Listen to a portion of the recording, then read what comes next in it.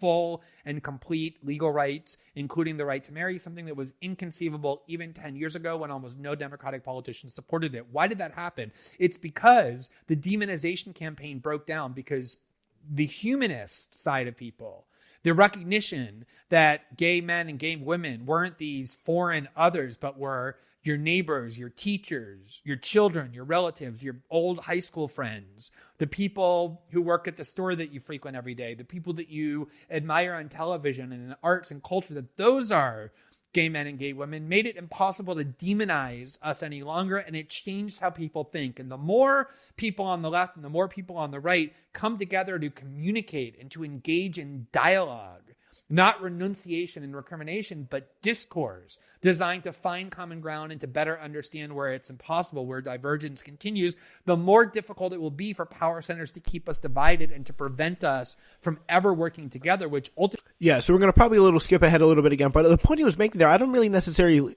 I mean, he's not going to be probably one of the best in terms of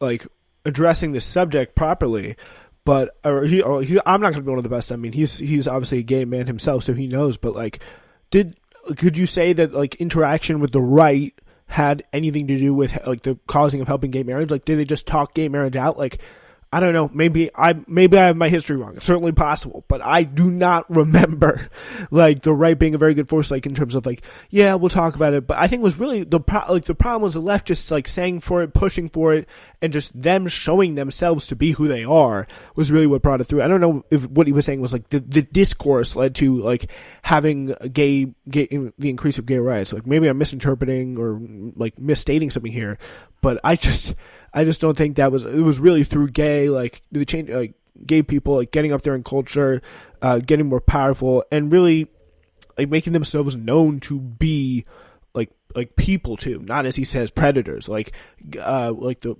cultural icons that really help with gay rights, like are huge parts of life today. So that's an interesting kind of thing that I don't really know that much about. But I'm trying to see if I can get to the part where he actually introduces Mr. Nathan Robinson here. Loved hearing Nathan Robinson's voice, though. It was very kind of British and Southern. Probably it's a wonderful mix of two of the most like pompous accents in the world. But he's like a very charming, nice guy who dresses in like weird suits that some people make fun of, which is, I think, a little stupid. But here is the conversation. Me too. So this debate that has taken place over the last, I'd say, 10 days or so between you on the one hand and the host of the Rising YouTube program on the other, Crystal Ball and Sagar Enjeti, has been composed of things like a couple articles from you, a 15-minute video segment from them, and I think there's been a little bit talking back and forth past one another, which is why I wanted to do a show about this debate, also because I think it's important. And I think, for example, there's been a tendency to kind of characterize your argument as being that people who are left-wing populists or who are on the left should never engage with or debate or talk to people on the right. And you've emphasized, I think very accurately, that you have a long record of advocating for that kind of engagement, of saying left-wing populists ought to debate people on the right, ought to go on Tucker Carlson's show and aggressively denounce the things with which they disagree. So because there's some confusion about what it is that you are saying and what it is that you're not, why don't you just take a couple of minutes before we were at the start to kind of summarize what you think the debate is, which has gone on longer before just the last 10 days, why you think it's important, what your position in it is. Yeah, sure.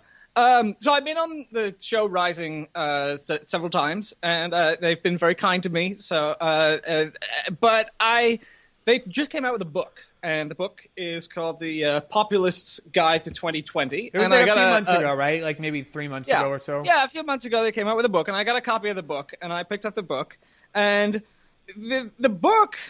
So the thesis of the show is, that they have very different politics, but a discussion is very valuable. Well, the book is a little different. The book goes a little further. And this is where I started to get it kind of disturbed, because the book is called The Populist's Guide to 2020, subtitle A New Right and a New Left Are Rising, and it's blurbed by both Nina Turner and Tucker Carlson, so like a wide range of people. Very weird. But the thing that disturbed me about where their sort of co-written shared thesis is, right? They alternate chapters of the book, but they write the introduction together, is that they talk about how even there are lots and lots of things that they agree on, and that they both believe in a working class politics. They're both anti-elite and first and foremost pro-working class. The current paradigms of politics don't make any sense, and we are presenting they say this over and over, what a real working class politics looks like. And that's the point at which I'm going, well, wait, whoa, because what politics on the right is an authentic working class politics?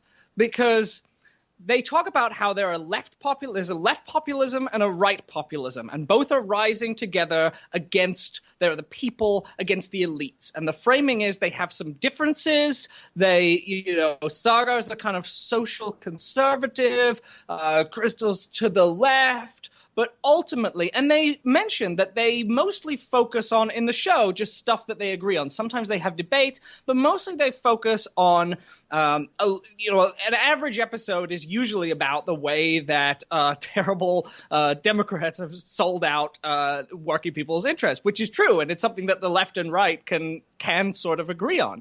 But at the same time, I keep getting hung up and coming back to this phrase, right-wing populism, because I keep wondering, well, who is the right-wing populist movement? Who are these people?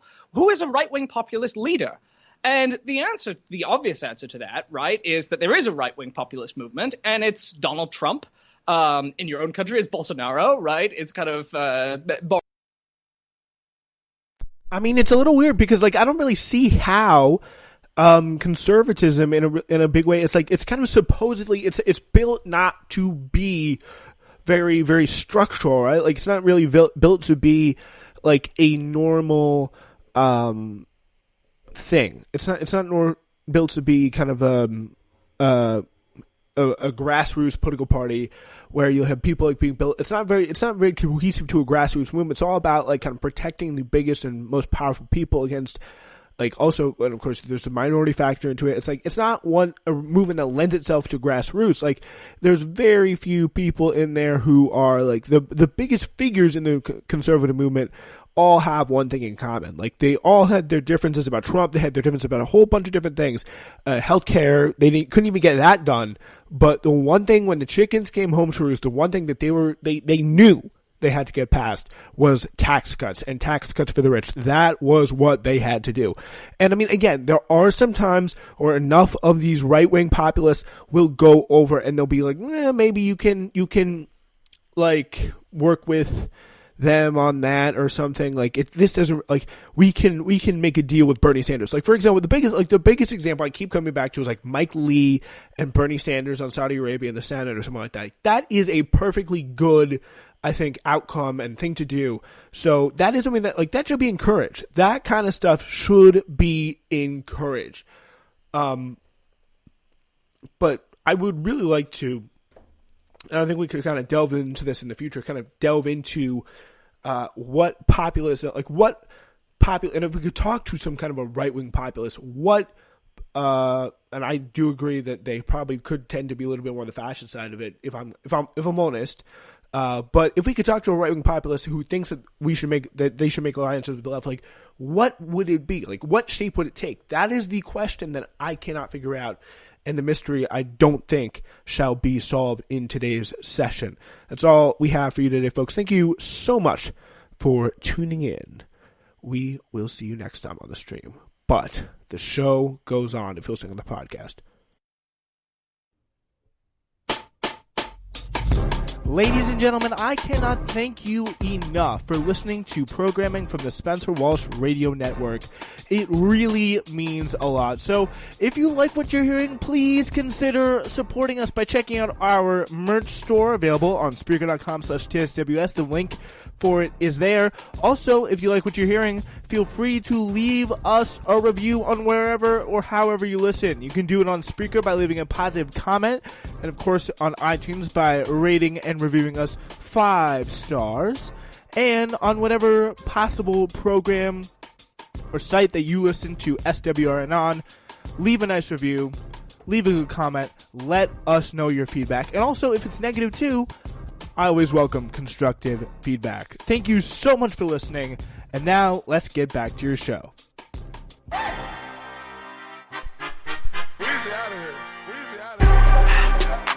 You're listening to Newsflash, everybody. We're going to wrap things up for you with a little bit of how things are going on right now across the world. We'll give you a little bit of a real news flash here. Guys, the United States likely has at least 16 million coronavirus cases, far more than 2.3 million so far identified. That's the judgment of Robert Redfield, the director of the Centers for Disease Control and Prevention. We probably recognize about 10% of the outbreaks. He's at a news briefing suggesting that between 5% and 8% of Americans have actually been infected to date. Texas is pausing its reopening and moving to free up hospital space. That's an abrupt turnaround for Governor Greg Abbott, who reopened restaurants and other businesses 55 days ago, only to see the state's caseload soar to more than 130,000, with deaths reaching nearly 30,000. I think 3,000. What I think is going to be interesting is, will he face any consequences for this? Because he is really killing people here with this kind of like gross negligence and just mishandling of what's going on. Like, the handling of things have been awful, but at least from what we know now, I think it's very possible that it could be wrong, and Andrew Cuomo could complete the trifecta of screwing this up, but it looks like he's held back at least enough so far on reopening, and we just are beginning to kind of reopen here in New York, and roughly New Jersey and Connecticut are around the same. So if that is good, that'd be great, but this especially in these kind of red states, is really not doing too well. Nearly 1.5 million Americans filed new state unemployment claims last week, the Labor Department said. The 14th week in a row, that figure has topped 1 million.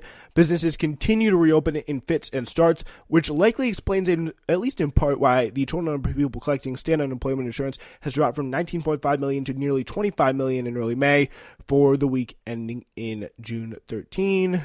That's going to be a huge thing that's going to dominate and really restructure the economy for years to come. The House is about to vote on the most aggressive intervention into policing that lawmakers have proposed in recent memory. The George Floyd Justice in Policing Act would in effect eliminate qualified immunity and restrict the use of lethal force, among other things. On Capitol Hill, House Speaker Nancy Pelosi called it a pledge of never again to the American public, which is really going to be crazy. It's really cool, in fact, because you never really see change coming in and change really coming through and happening. And now they're coming out and saying this. It doesn't really go that much in the defund the police direction, but it is a really kind of significant step that they're coming out and saying this, at least. And there's a lot more work to do in the cities and small towns, but this is definitely a good kind of start in the way the Democrats can do, and a decision that will affect thousands of immigrants. The Supreme Court ruled that the rejected asylum seekers can't contest the decision in court. The decision supports the Trump administration's effort to speed the this is good. The deportation of asylum seekers, ruling that a law limiting the role of federal courts in reviewing those decisions was constitutional. The vote was 7-2. Justices Sonia Sotomayor and Elena Kagan dissented. And I say it's interesting because Queen RBG just voted to destroy the last scraps of American asylum law. So that's great. We stand. Yes. Hooray. Also going on now, the statues and monuments that incorporate white supremacist images of all kinds, Confederate soldiers, slave owners, and colonizers falling around the world, including Robert E. Lee, Theodore Roosevelt, flanked by a Native American and African man at the Museum of Natural History. The clean air experience during the pandemic lockdowns could reshape what we know about the atmosphere. Scientists around the world have been gathering air quality data that will inform their understanding of the atmospheric chemistry, air pollution, and public health for decades. It will also guide policymakers looking to preserve the silver lining of this global shutdown, which is a little bit better climate change situation, just a little bit. Yeah. Here's what we got for you today in terms of our primary update. Here is how things are going on that. I really do want to give you a good look on how the elections fare. Pretty much right now, what happens if we can go through.